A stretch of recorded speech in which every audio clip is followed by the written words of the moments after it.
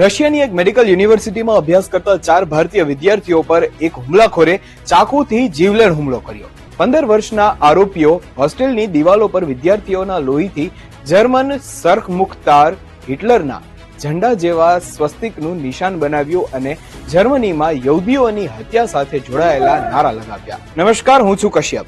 આખરે સ્વસ્તિક પાછળની કહાની શું છે? ભારતમાં શુભ માનવામાં આવતું સ્વસ્તિક નાઝી જર્મનીના ક્રૂર નરસંહારનું પ્રતીક કેવી રીતે બન્યું? રશિયામાં હિટલરના સમર્થકોએ ભારતીયોને નિશાન કેમ બનાવી રહ્યા છે?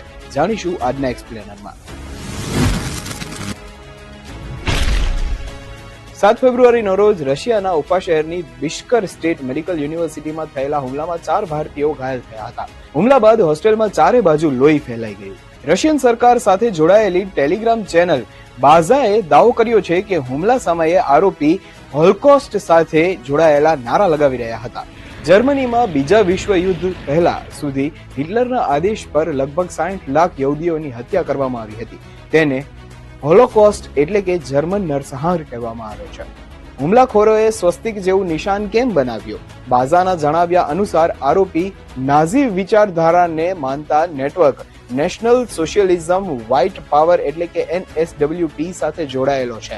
2010માં પહેલીવાર ચર્ચામાં આવ્યા બાદ આ ગ્રુપ 2016 થી ઇન્ટરનેટ દ્વારા ઝડપથી ફેલાયું। રશિયન સુપ્રીમ કોર્ટે 2021માં તેને આતંકવાદી સંગઠન જાહેર કર્યું હતું। જોકે રશિયન અધિકારીઓએ હુમલાખોર NSWP સાથે જોડાયેલા હોવાની સત્તાવાર પુષ્ટિ કરી નથી। રિપોર્ટ્સમાં એ પણ સ્વસ્તિક નિશાનીની વાત કરવામાં આવી રહી છે તે ભારતીય સંસ્કૃતિ સાથે જોડાયેલા સ્વસ્તિક કરતા અલગ છે। આ નિશાનને જર્મન ભાષામાં હાકેન્ક્રુઝ એટલે કે હુક વાળો ક્રોસ કહેવામાં આવે છે।